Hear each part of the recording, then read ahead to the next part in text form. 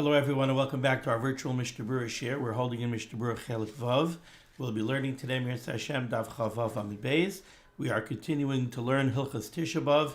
May it be the will of the Rabbeinu Shalom that these halachas should not be negeya, and Tisha B'Av should be changed from a day of Avelus to a day of Simcha. Should be changed to a Moed. But in any case, right now we're continuing to learn Hilchas Tisha B'Av. We're holding in Siman Tav Kuf Nun Aleph. And we pick up today a few lines from the bottom of Chav Vav Amud Aleph with Sif Tes. Says the Mechaber, Yesh Noyhagim, there are those that have the minig, Shaloi Lechel Basar, not to eat meat, Vishaloi Lishtois Yayin, and not to drink wine, Bishabas Zu, during the week that Tisha B'Av falls out.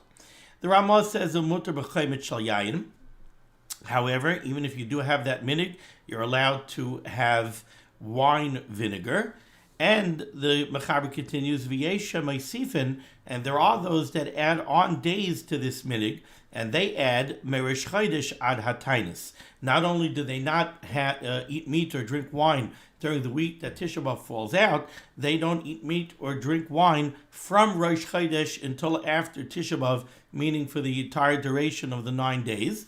V'yesha Meisifin, and then there are still those that add on more, Mishiva Asar B'Tamuz, and they already stop eating meat and drinking wine from Shiva Asar B'Tamuz, so they would have that Isser in place for the entire 3 weeks. Most of us, I believe, have the custom, the middle custom over here, which is that for the 9 days we don't eat meat and we don't drink wine. Now let's take a look at the Mishnah Berurah over here. Ois Kat Nun Vav. Says the Mishnah Berurah, Shaloi Lechel Basar, the minig is not to eat meat. Umiyad shehispalalu hakahal arvis b'motzai Shabbos.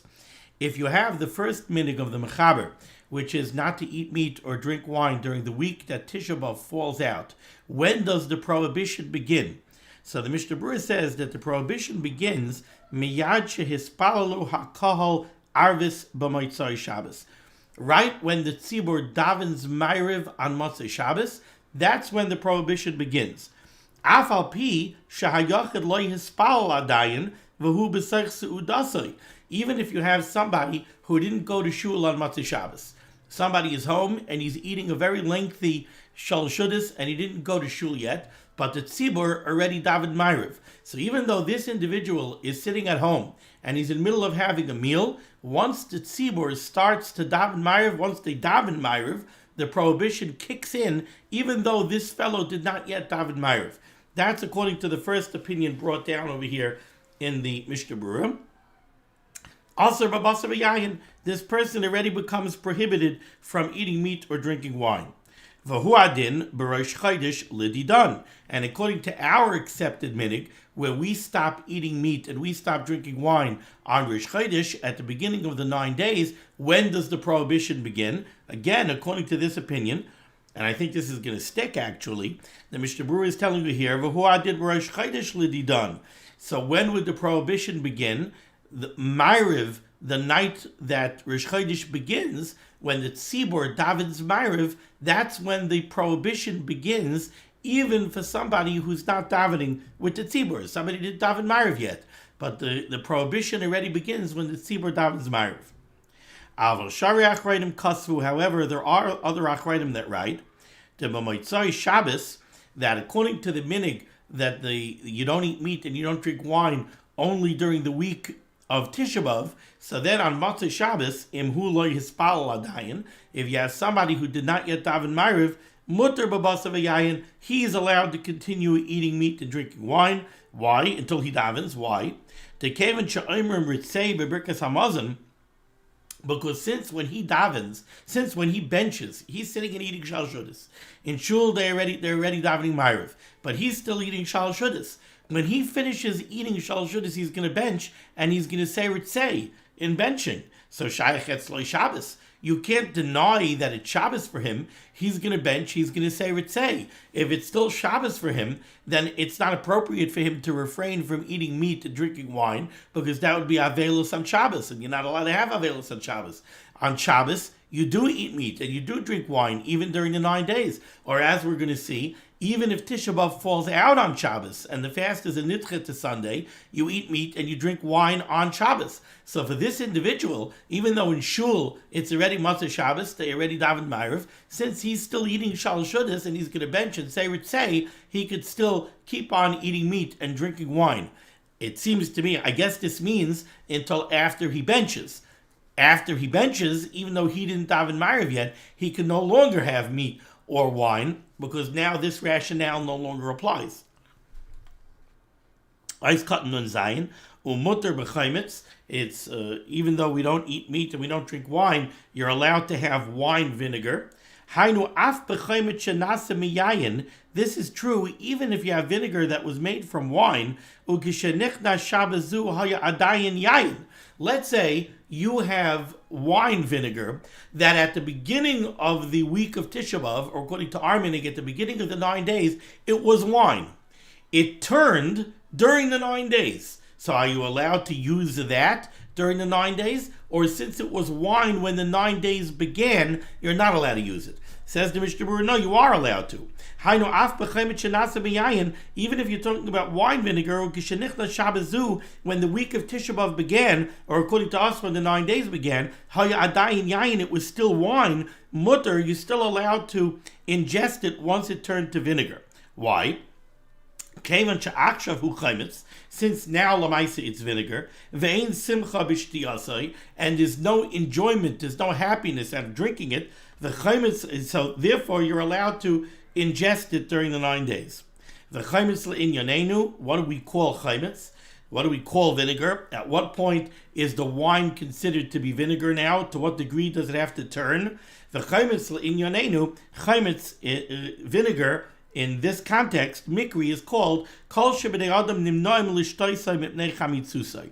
If people won't drink it anymore because it already turned to the extent where it tastes like a vinegar already, that's considered already chaimitz, that's already vinegar, and you're allowed to ingest that during the 9 days. Now, the reason the Mishnah Berurah felt it was necessary to write this halacha about the case where it was wine when the 9 days began and it turned to vinegar is because of there's a similar halacha by somebody who makes a neder. Let's say somebody makes a neder that he's not going to drink wine. And then he has a bottle of wine that turns to vinegar. So, I'm sorry, not he made a neder that he's not going to drink wine. He made a neder, harei alai, that I am not going to drink this bottle of wine. So he made a neder on a particular bottle of wine that he's not going to drink it. And now it turned to vinegar. Is he allowed to drink that vinegar? The answer is no. But over there, the reason is because he made a neder on this bottle of wine. Even though this bottle of wine has now turned into a bottle of vinegar, the neder still applies because the neder was chal. The neder fell on this bottle. And the wine itself was a davar aser. The guf of the yayin, the wine itself was intrinsically prohibited to him.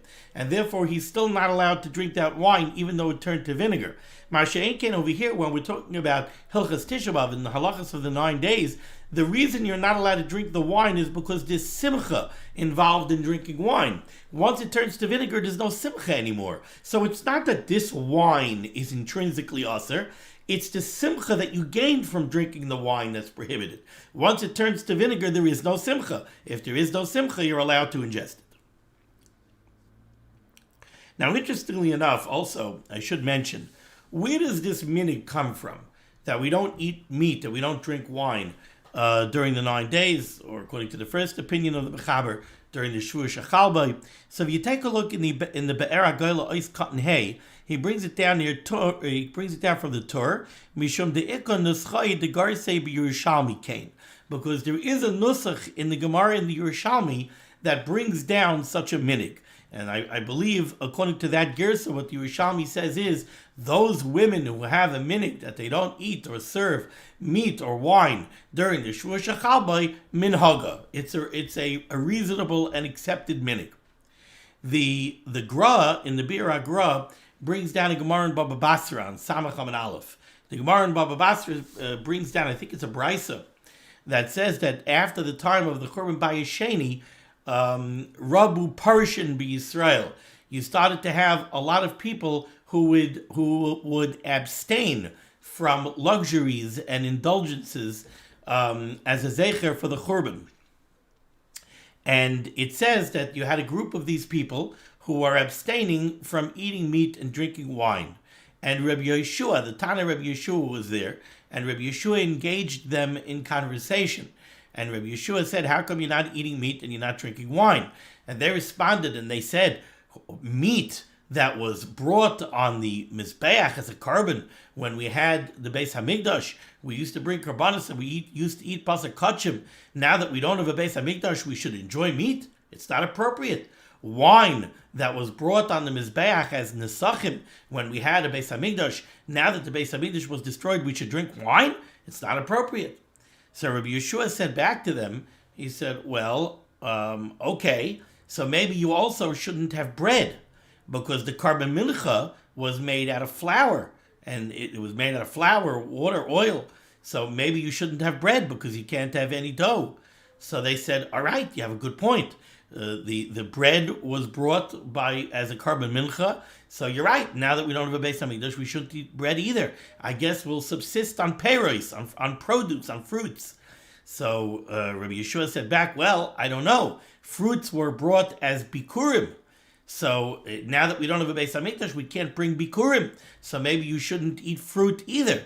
So they said, well, I guess we could bring the types of fruits that you don't bring bikurim from. Bikurim is only from the Shivas Aminim, so we'll eat fruits that are not from the Shivas Aminim. We'll eat apples. So then Rabbi Yeshua said, okay, so you're going to subsist on apples, but how about water? Maybe you shouldn't drink water, because we know that at the time of the Beis Hamikdash, we had the Simchas Beis HaShayeva, where we brought in the Nesachim of water, but now we don't have a Beis Hamikdash, so maybe now you shouldn't drink any water because we don't have a Beis Hamikdash. So finally they relented, and they said, okay, so you're right. You brought us a good proof that we can't apply this excessively. But what should we do? We have to have a zecher for the Churban. So Rabbi Yeshua said back, yes, we have to have a zecher for the Churban.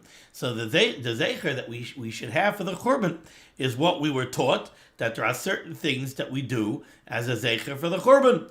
Person makes a house, he plasters his house, and he paints his house, and he leaves a little area, an amma by an amma, opposite the front door, that's not painted and not plastered. That's a zecher l'churban. A woman, Gemara says, a woman does her cosmetics. There are certain cosmetics that maybe you don't do as a zecher l'churban. You prepare a feast, you leave out a dish because of zeichel l'churban. So there are things that we do zeichel l'churban, but we can't take it too excessively, because once we try to apply it too excessively, it becomes gzeira that it's efshar for the tzibur to be oimed by. If it's a decree which is too difficult for most of the tzibur, then we don't apply it. That's what the Gemara says in Baba Basra and Dav Samach Amud Aleph, and the Mefarshim say that while it's true that Rabbi Yeshua pushed back against the minig not to eat meat and not to drink wine, that was talking about all year round. But to have a short time period during the 9 days, or during the Shvur Shachalbai, or even according to the minig for the entire 3 weeks, so that's a short amount of time not to eat meat, not to drink wine. That's a takana, that's a gzera that the tzibur could be oimed in. The tzibur could accept that. It's not too difficult. And that's why we have this minig that we don't eat meat and we don't drink wine during the 9 days. Ois katan nun ches. The Mishnah Berurah said there are those that have our minig that we don't do from Rosh Chodesh until after the Tainus, Rosh Chodesh on a Tainus, Rosh Chodesh Bechlal, and Rosh Chodesh is included. And that's why the night going into Rosh Chodesh is when the prohibition begins and we stop eating meat and drinking wine. And the Chavetz Chaim says, indeed, this is the minig that we follow in our regions. There are those that have the minig to start this prohibition already from Shiva Asar B'Tammuz for the duration of the 3 weeks. Because with Shiva Asar B'Tammuz, that's when all of the troubles and the punishments, the paranias of the Churban began. So that's when it's appropriate to start that minig. However, the Chavetz Chaim points out, we should realize that this only refers to weekdays. Aval b'Shabbos, but on Shabbos, ein rashoy lahachmir bazeh. We should not have this chumrah on Shabbos. On Shabbos, we eat meat and drink wine. Even if Tisha B'Av itself falls out on Shabbos, you're allowed to eat meat and drink wine. Even though the fast is if Tisha B'Av falls out on Shabbos, so the fast is postponed until Sunday, but still mutter on Shabbos itself, you're allowed to eat meat and drink wine. Ukid l'kaban b'tav kuf nun dalis if you attest. Va'afilu im kibel olav beferish shalalechal basa mishiva asa b'tamas v'hala. Even if somebody accepts upon him verbally, and he states clearly, I'm not going to eat meat, and I'm not going to drink wine from Shiva Asa B'Tammuz until after Tisha B'Av.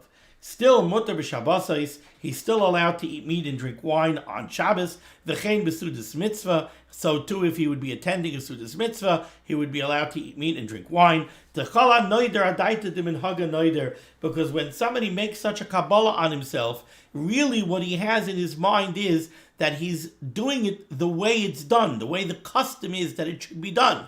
And the custom, whether you're makbid on this from Shiva Asa B'Tammuz until Tisha B'Av, or from Rosh Chodesh until Tisha B'Av, or the Shvuah Shechalbei, the bottom line is it never applies to Shabbos. So even if he makes a verbal Kabbalah to take on this minig, it does not include Shabbos. Ve'ein daita al Shabbos. Imlai, with the exception of Shahoitzi Zeh Beferish B'Lashon Neder. Unless somebody really verbalizes a neder, he uses the linguistic format of a neder. Sha'amar harei alai shalaylechol basar b'shivasa b'tammuz. Then yesh machmirin. If somebody mamish uses the lashon of a neder, he says harei alai, then there are those that treat this more stringently. And even though generally we say kol the noider adaita de benhaga noider, that when you make a neder, your das is to do it according to the prevalent custom, and therefore it shouldn't cover Shabbos. But a neder is a davar chamor ad ma'id. A neder is very, very chamor. It's something we treat very stringently. And therefore, if somebody mamish makes a neder, then yesh machmir, and there are those who are stringent and say he should not eat meat or drink wine, even on Shabbos. Now we continue in the Shulchan Aruch top line of Chavav Amud Beis with the words of the Ramah, Hagah. Umatzniim meresh chodesh ve'elech hasakin shel shchita. After Rosh Chodesh Av, we put away, it doesn't mean really after, from Rosh Chodesh, not after Rosh Chodesh. From Rosh Chodesh, we already we put away the sakin shel shchita, the chalaf, the knife that we use for shchita, we put it away. Matzniim, we hide it. Why? Because we're afraid if the chalaf is going to be around, somebody's going to see the chalaf and he might say, oh, you know what, that's a great idea. Let me shecht a fresh chicken for supper tonight. No, you don't eat meat and you don't eat, we're going to see chicken is included in the gzeira, even though it's basar oif, but it's included in the gzeira. If the chalaf is going to be around, somebody might come to shecht and to eat meat, and therefore once we arrive at Rosh Chodesh, we hide the shchita knife. Says the Mishnah Berurah, nice cut and samach umatzniim Rosh Chodesh ve'elech ad asiri ba'av. We hide it until the 10th of Av, and that's based on the fact that we have the minig that we don't eat meat already until the 10th of Av. Not only until after Tisha B'Av, even on the 10th of Av we don't eat meat because the Beis Hamikdash was still burning on the 10th of Av. Of a makam at chak, and under pressing circumstances, says the Chavetz Chaim, yesh lahakal, we could be lenient, v'lishchait b'Tisha B'Av acha chatzos, and we could shecht after chatzos on Tisha B'Av if there's a pressing need to do so. Achein, however, Mechal Tisha B'Av b'yom chamishi, if Tisha B'Av falls out on Thursday, lekuli alma mutar lishchait acha chatzos l'chvayid haShabbos, then certainly you're allowed to shecht after chatzos on Tisha B'Av on Thursday because you have to prepare for Shabbos. Because of a Magen Avram ve'Eliyah Rabbah, the Magen Avram and the Eliyah Rabbah write, in our locales, and I don't think this applies to us because I don't recognize this custom that the Chavetz Chaim is speaking about. Sheminag ad nachrim, where there's a custom amongst the non-Jews, she'ein oichlin basar b'yom shishi v'Shabbos, that they don't eat meat on Friday or on Shabbos. V'shema yitarei falayimtze kainim l'basar treifa. And now you could have a problem. If the goyim don't eat meat on Friday and on Shabbos, then if you don't shecht for Shabbos' needs until Thursday, what happens if you shecht on Thursday and then the animal is a treifa? Usually if you have a treifa, you would sell it to the non-Jew. But now you're not going to find a non-Jew who's going to buy it because the non-Jew, remember, we're talking about pre-refrigeration. the non-Jew is not going to buy it on Thursday because he doesn't eat meat on Friday and Saturday. So what are you going to do with this meat? You're going to take a beating. You're going to take a very great financial loss because you're not going to be able to sell the animal. And therefore, you could shecht even on Wednesday, so that in case it turns out to be a treifa, you'll be able to sell it to a non-Jew who wants it for Thursday. Let's just read it inside. The Kasav HaMagen Avram, the Magen Avram, the Kasav HaMagen Avram, Eliyahu Rabbah, the Magen Avram and the Eliyahu Rabbah, right? The Medina Seinu in our regions, Sheminig Anachrim, where there is a custom by the non-Jews, She'ein oichlem basar b'yom shishi v'Shabbos, that they don't eat meat on Friday or on Saturday, and therefore you have a problem. If you're going to shecht on Thursday, v'shemi yitaref, maybe the animal will end up being a treifa, v'lo yimtza kainim l'basar treifa, and now you will not be able to find a non-Jew to buy it because they don't need it for Friday or Saturday. Mutar lishchait kam b'yom revi, you could already shecht on Wednesday. Their light came because if we do not allow this, Memani v'loy shachti. If we don't allow a yid to shecht on Wednesday, where if it turns out to be a treifa, he'll be able to sell it to a non-Jew for Thursday's use. If we tell him he can't shecht on Wednesday, he has to shecht on Friday, where he won't be able to sell the animal if it turns out to be a treifa. You know what he'll do? He won't shecht for Shabbos. He won't have meat in Shabbos. And we don't want that to happen. Therefore, we'll matter him to shecht on Wednesday, kedei she'im yitaref, so that if it turns out to be a treifa, he'll be able to sell it to a non-Jew for Thursday's use. Okay, now we go back up to the Shulchan Aruch, to the words of the Ramah. The reason we hide the shechita knife is, on the second line, she'ein shoichdim, because we don't shecht during the 9 days, ki im l'tzarech mitzvah, unless we need to shecht for a tzarech mitzvah. What would be a tzarech mitzvah? Kegoin l'chayla. For instance, let's say you have to shecht for an ill person who needs to eat meat. Oy Shabbos, or you need to shecht for Shabbos. Oy Mila, or you're making a bris Mila, and you want to serve fleishiks by the bris. Oy Pidyon Haben, or you're making another type of Sudas Mitzvah, you're making a Pidyon Haben, or Kiyotzebay, or anything similar to this. So we don't shecht because we don't eat meat, unless you have a tzarech mitzvah, which will allow you to eat meat, and then you have a need to go ahead and shecht, then you're allowed to shecht. Says the Mishnah Berurah is cutting samach aleph l'chayla. One of the times you're allowed to shecht is for an ill individual who needs meat. Afilu chayla k'tzas. It doesn't have to be a chayla sheyesh by sakana. Even if he's just a little bit unwell and somehow eating meat will be beneficial for him, you're allowed to shecht and give him meat to eat. V'after b'simen tavkov nun dalet sif cotton test kasav HaMagen Avram.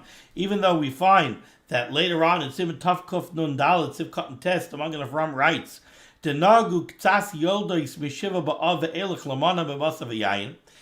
a woman who gave birth, some of them have the minig not to eat meat already from the 7th day of Av. So the 7th, the 8th, and the 9th, they don't eat meat. And a yoldois is Yeledes is definitely somebody who you would call chayla k'tzas, and yet we're saying over here that even chayla k'tzas, you're allowed to eat meat.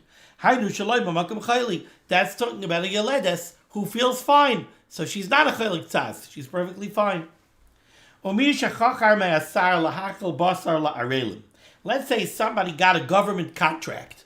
Somebody got a contract from the local noble, the local person in charge of the government. He got a contract to serve meat to non-Jews.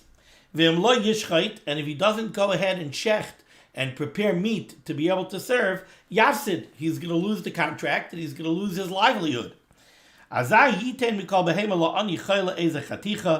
what he should do is he should shecht, and he should take a piece of the meat, and he should find a poor person who's a chayla. So he's allowed to eat the meat, and you're allowed to shecht for him. I'm not sure, I still don't understand why the Mishnah Berurah says that he has to be an ani and a chayla. Why can't he just be a chayla? Why does it have to be an ani? I'm not sure. I feel like there's something here that I'm missing.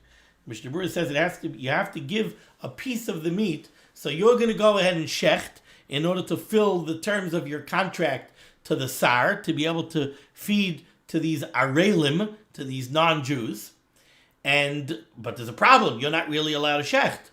So the Eitzah says the Mishnah Berurah is shecht and give a little meat to a poor person who's a chayla. So you have a poor person who's allowed to eat meat. So you're going to go give him the meat. So then all the shechita becomes a tzarech mitzvah. Why is the whole shechita considered a tzarech mitzvah? Because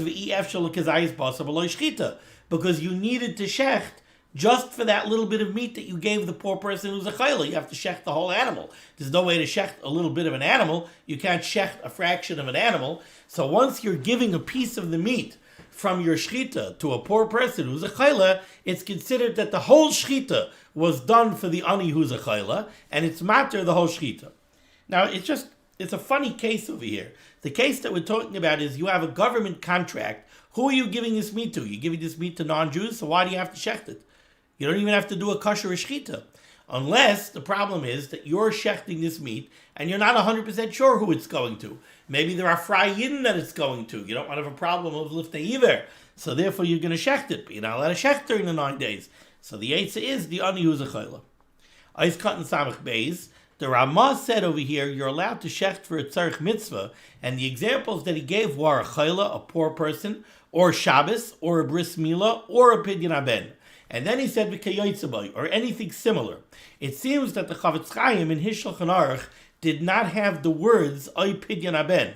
And therefore here, in Ois Katan Samach Beis, the Mishnah Berurah says v'kayotzebay, or any other similar tzarech mitzvah, kigoyin shel pidyon haben. For example, a pidyon haben.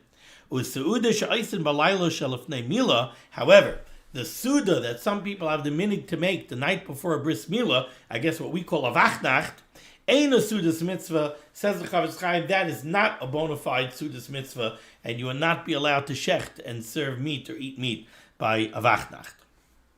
Okay. Sif Yud.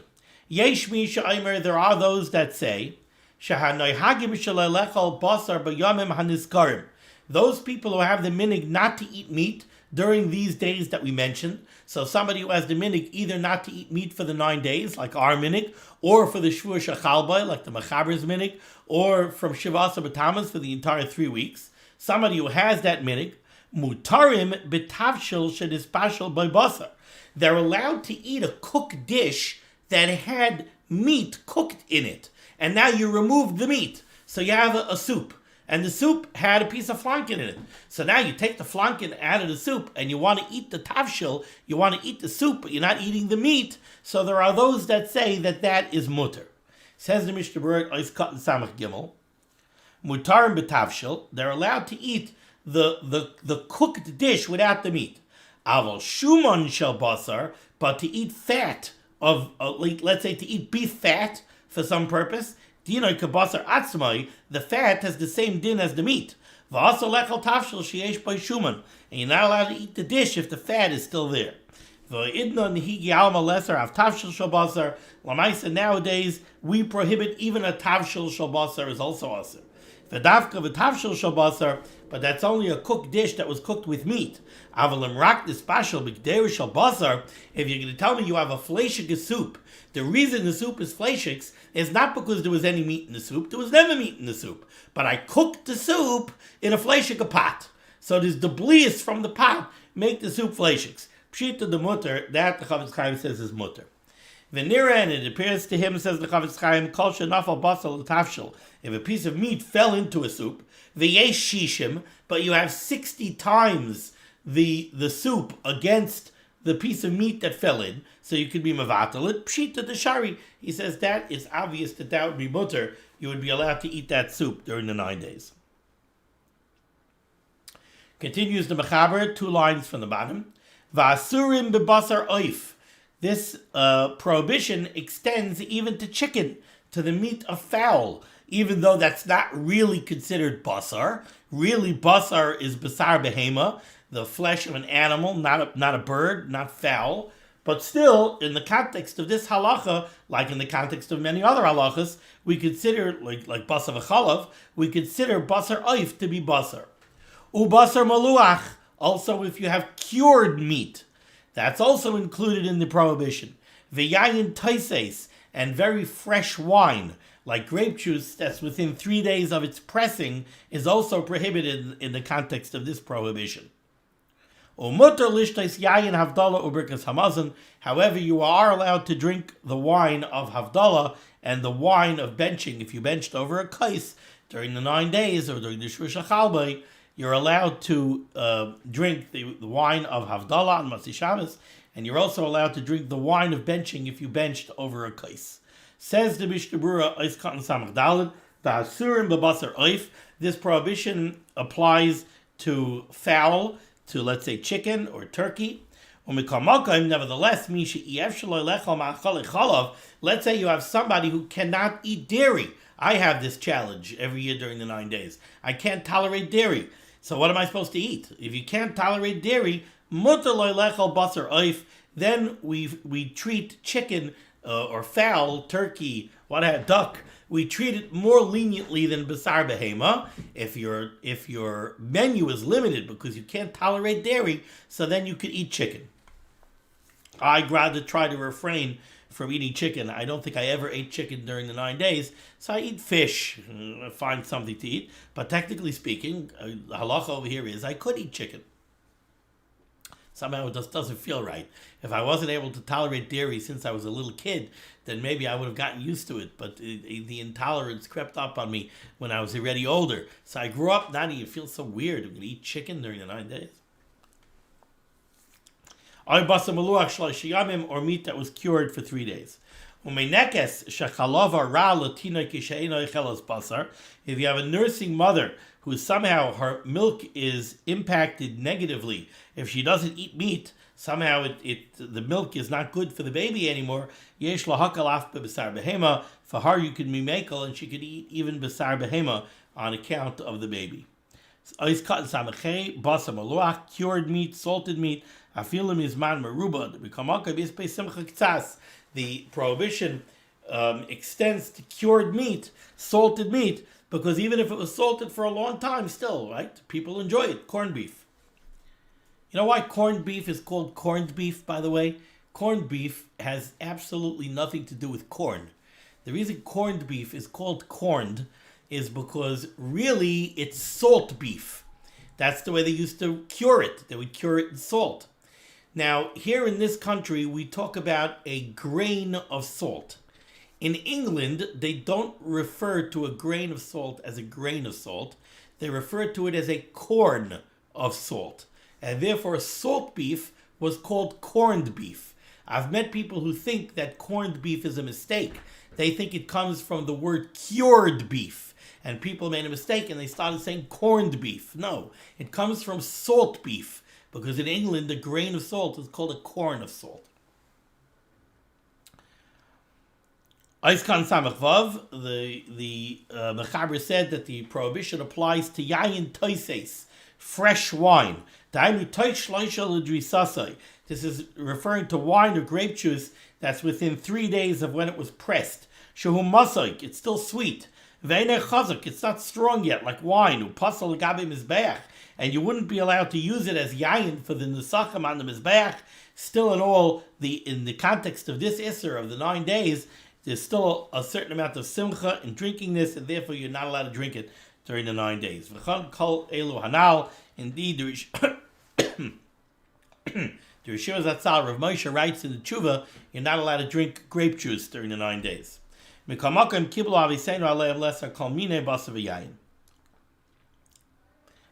then the Mechaber said you're allowed to drink the wine of Havdalah and the wine of benching. Says the Mishnah Berurah Katan Samach and the Lishtais to Bahai Gavna Kiblu Alayu, because they never accepted that as a prohibition. The reason why you're allowed to eat meat and drink wine by a Sudas mitzvah is because when Klal Yisrael accepted upon themselves this minig to abstain from meat and wine as a zeicha for the Churban, they didn't accept it upon themselves when it came to Shabbos or to a Sudas mitzvah or to something like Havdalah or Birkas Hamazon. Okay, now I know many of you are wondering, our minig is not to drink the wine maybe by Havdalah. Some people have the minig not to, some people have the minig to. We'll discuss that more tomorrow, where we will start off with the words of the Ramah on the bottom line here tomorrow. Thank you so much for joining me for limud HaTorah. Discussing limud HaTorah should be Megan against Klal Yisrael. Rabbi Shalom should send Yeshua and Refuah and Parnasa to all those in need, and we should be zeichet to see the BS girl Tzedek b'meher v'yameinu. Be well.